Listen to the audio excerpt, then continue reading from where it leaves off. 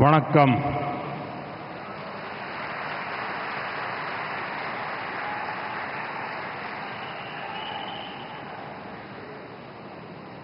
सबसे पहले तो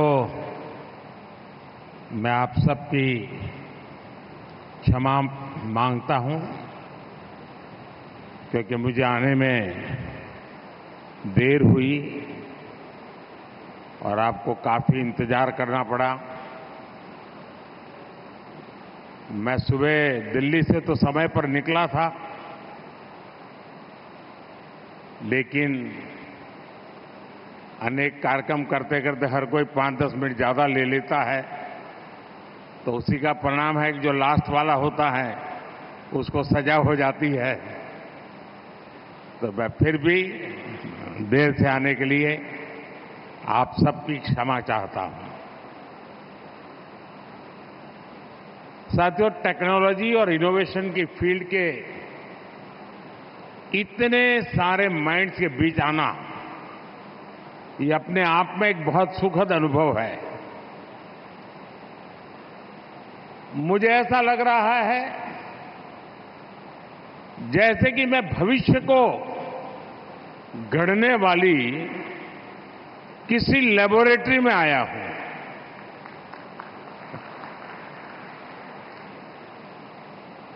टेक्नोलॉजी के क्षेत्र में, खासकर ऑटोमोबाइल इंडस्ट्री में, तमिलनाडु ने अपनी भूमिका को ग्लोबल स्टेज पर साबित भी किया है.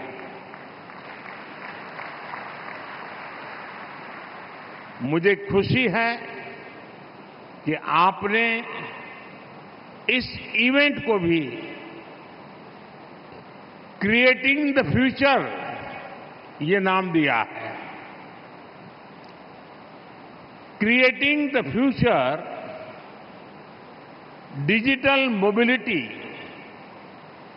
For automotive MSME enterprises. मैं इस कार्यक्रम के लिए इतनी बड़ी संख्या में एमएसएमईज को, हजारों प्रतिभाशाली युवाओं को एक मंच पर लाने के लिए टीवीएस कंपनी को बहुत बहुत बधाई देता हूं.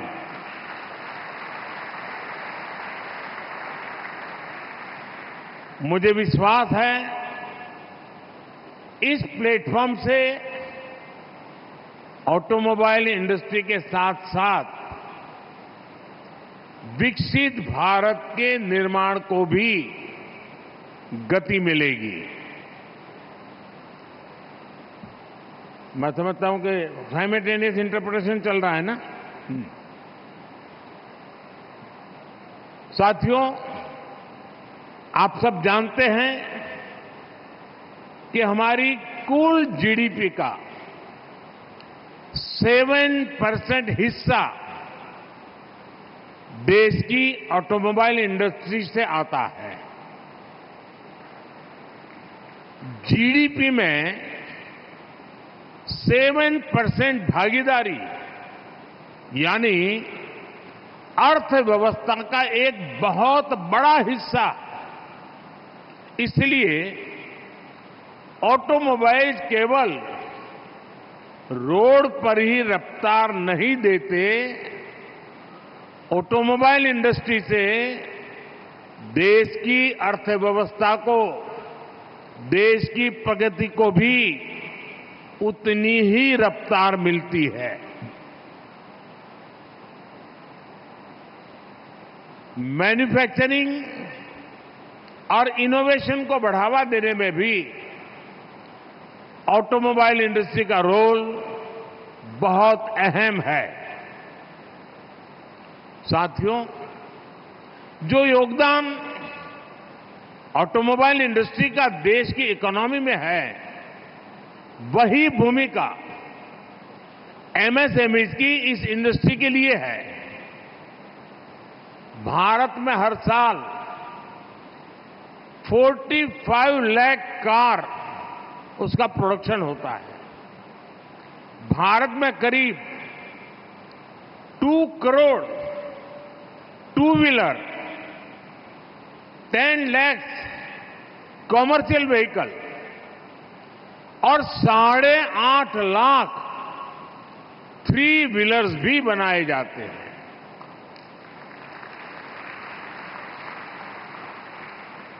आपसे अच्छा और कौन जानता होगा कि किसी भी पैसेंजर व्हीकल में 3 से 4 हजार पार्ट्स होते हैं।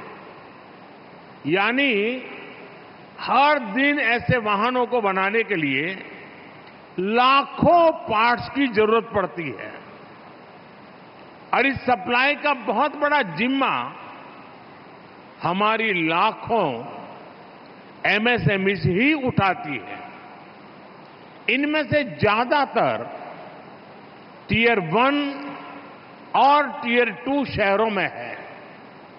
आज दुनिया की अनेक गाड़ियों में भारत की एमएसएमई द्वारा बनाए कंपोनेंट इस्तेमाल होते हैं। यानी अनेकों वैश्विक संभावनाएं भी हमारे दरवाजे पर दस्तक दे रही है। साथियों, हमारी एमएसएमईज के पास आज ये बहुत बड़ा मौका है कि वो ग्लोबल सप्लाई चेन का मजबूत हिस्सा बने। लेकिन इसके लिए हमारी एमएसएमईज को अपनी गुणवत्ता पर, अपनी क्वालिटी और ड्यूरेबिलिटी पर और ज्यादा काम करना होगा। हमें ग्लोबल स्टैंडर्ड्स पर खरा उतरने के लिए काम करना होगा। और मैंने एक बार लाल किले से कहा था कि अब भारत ने दुनिया में पहुंचना है तो एक सूत्र का गंभीरतापूर्वक स्वीकार करना होगा। और मैंने कहा था अब हमारा production zero defect, zero effect वाला होगा। और जब मैं जीरो डिफेक्ट, जीरो इफेक्ट कहता हूं तब जीरो डिफेक्ट उसकी क्वालिटी से जुड़ा है एंड जीरो इफेक्ट एनवायरनमेंट पर कोई विपरीत इफेक्ट नहीं करेगा। ये मूल मंत्र को लेकर चलना पड़ेगा।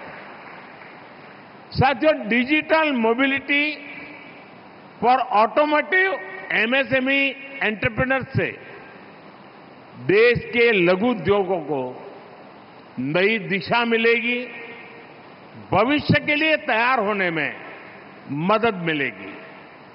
साथियों, कोरोना के समय दुनिया ने भारत के लघु उद्योगों का सामर्थ्य देखा है। भारत ने कोरोना के खिलाफ लड़ाई में जो विजय हासिल की, उसमें लघु उद्योगों की बड़ी भूमिका रही है। इसलिए आज देश एमएसएमईज के भविष्य को देश के भविष्य के तौर पर देख रहा है। पैसे से लेकर प्रतिभा तक एमएसएमईज के संसाधनों में वृद्धि हो, इसके लिए चौतरफा काम हो रहा है। पीएम मुद्रा योजना और पीएम विश्वकर्मा योजना ये ऐसी योजना है जो इस दिशा में बड़ी भूमिका निभा रही है। कोरोना के समय में एमएसएमई क्रेडिट गारंटी स्कीम ने लाखों रोजगार, और वो संकट का काल है, आप याद रखिए, लाखों रोजगार बचाने में आपके एमएसएमई सेक्टर ने मदद की थी।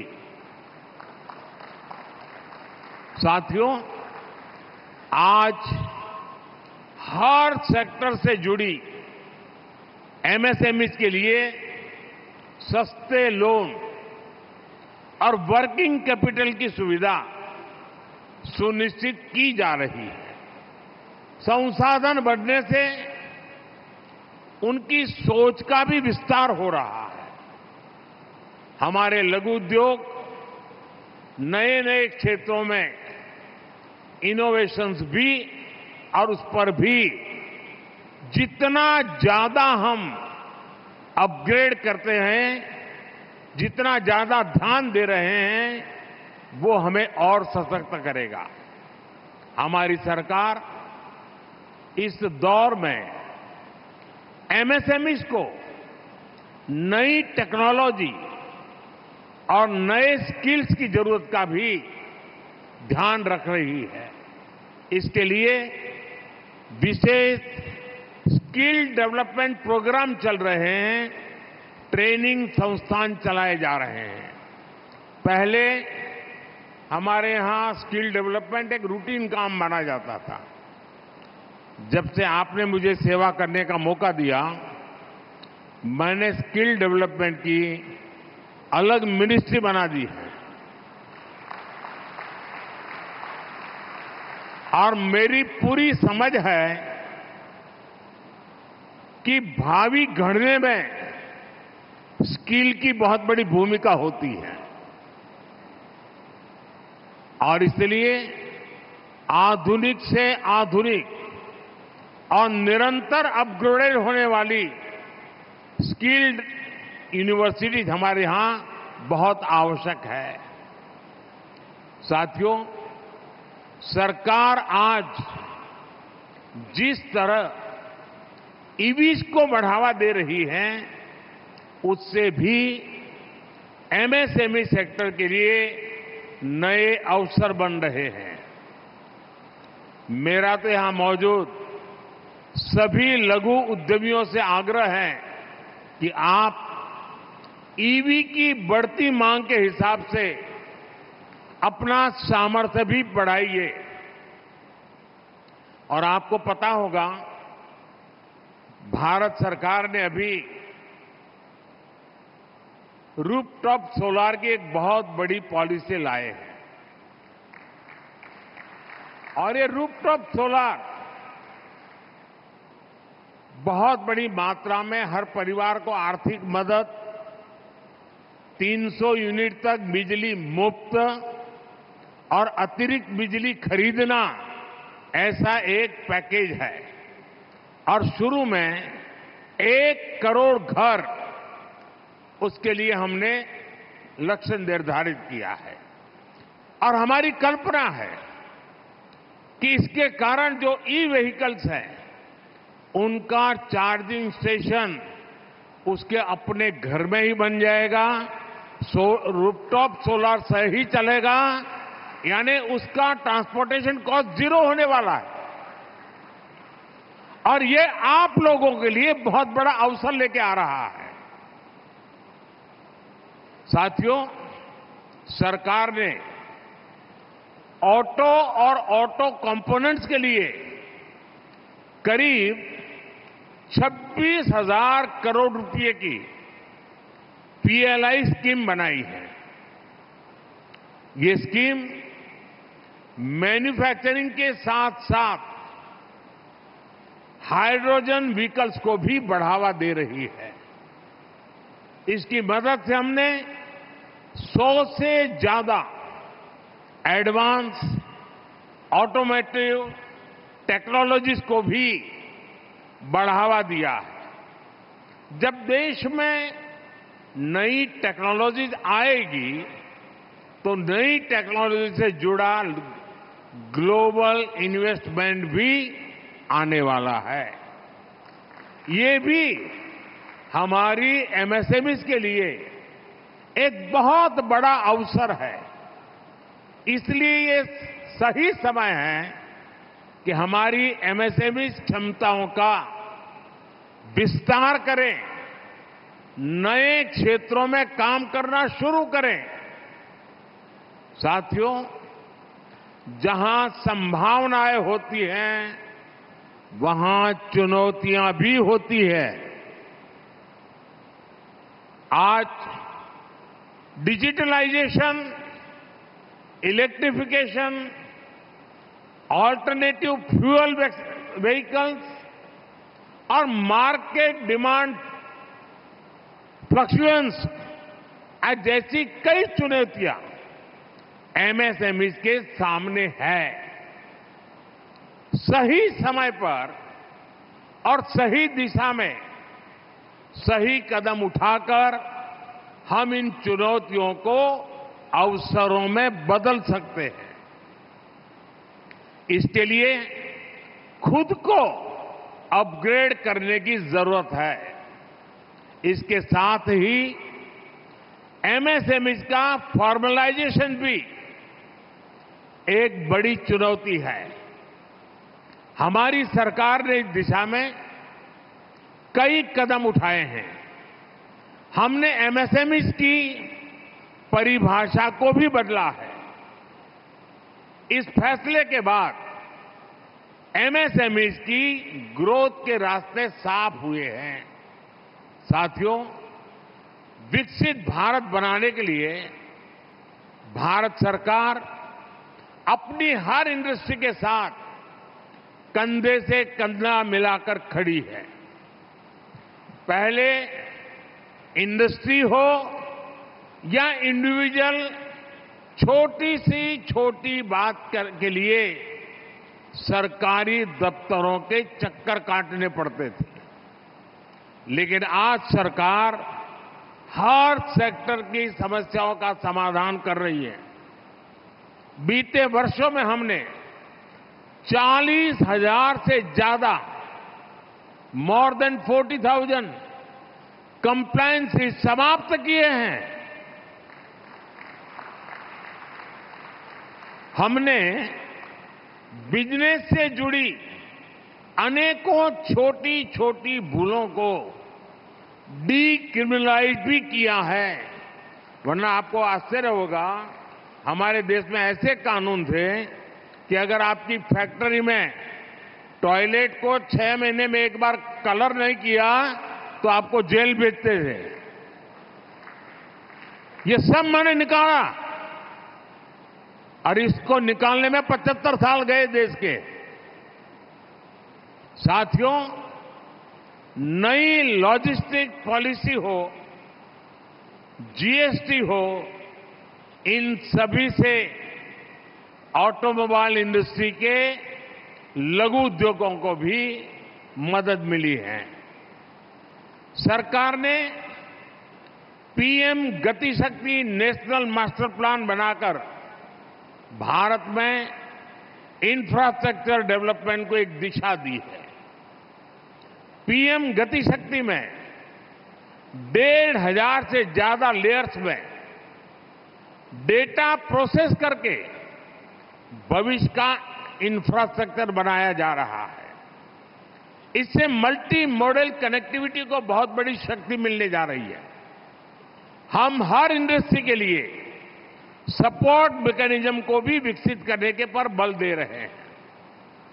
मैं ऑटोमोबाइल, एमएसएमई सेक्टर से भी कहूंगा कि इस सपोर्ट मैकेनिज्म का लाभ लें। इनोवेशन और कॉम्पिटिटिवनेस को आगे बढ़ाकर हमें जाना ही होगा। सरकार पूरी तरह आपके साथ है। मुझे विश्वास है इस दिशा में टीवीएस का प्रयास आपको जरूर सहायता करेगा। साथियों, 2-3 बातें और भी मैं बताना चाहता हूं। आपको पता है कि भारत सरकार ने स्क्रैप को लेकर के एक पॉलिसी बनाई है। हम चाहते हैं कि जितने पुराने व्हीकल्स हैं वो स्क्रैप हो और नए आधुनिक व्हीकल्स मार्केट में आए। अब ये बहुत बड़ी अपॉर्चुनिटी है। और इसलिए मैं आप उद्योग जगत के लोगों को भारत सरकार की ये स्क्रैपिंग की पॉलिसी का फायदा उठा करके स्क्रैपिंग की दिशा में आगे आना चाहिए। अब हमारा देश शिप ब्रेकिंग में दुनिया में नंबर 1 रहा है और शिप ब्रेकिंग का रिसाइकल मटेरियल उसका बहुत बड़ा मार्केट बना है। मैं मानता हूं अगर बड़ी योजना पूर्वक हम आगे आए तो हमारे पड़ोसी देश भी, उनके व्हीकल्स भी, गल्फ कंट्रीज जहां बहुत तेजी से व्हीकल बदले जा रहे हैं, वो भी स्क्रैप के लिए भारत आकर के एक बहुत बड़े उद्योग की संभावना है और वो सारी चीजें किसी न किसी रूप में आपके एमएसएमईज के लिए काम की है। हम इस पूरे चीजों का कैसे फायदा उठाएं, उसी प्रकार से मुझे अभी बताया गया कि इसमें ट्रांसपोर्ट सेक्टर से जुड़े हुए लोग भी हैं।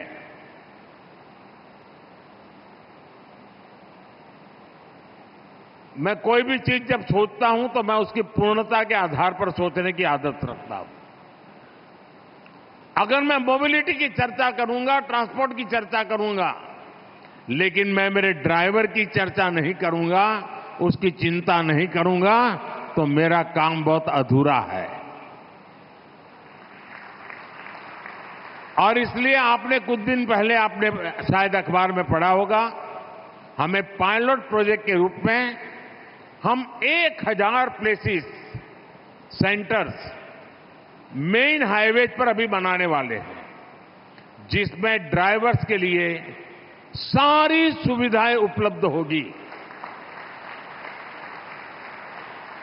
और उसके कारण एक्सीडेंट्स कम होंगे, उसको रेस्ट मिलेगा, आवश्यक सुविधाएं उसको प्राप्त होगी और प्रारंभ में हम ग्लोबल स्टैंडर्ड के 1000 ऐसे सेंटर्स बनाने का काम ऑलरेडी हम शुरू कर रहे हैं। तो जो ट्रांसपोर्ट सेक्टर के मेरे भाई बहन हैं, उनको, अपने ड्राइवर्स को और अधिक सुरक्षा भी, संतोष भी और आपके कारोबार को विकास करने के लिए नए अवसर, ये सारी चीजें एक साथ उसे जुड़ी हुई है। साथियों, आप सबके बीच आने का अवसर मिला। अनेक आकांक्षाएं आपकी भी हैं, अनेक सपने आपके भी हैं और आप सबके सपनों को मैं मेरे संकल्प बना करके जी जान से जुटा रहता हूं।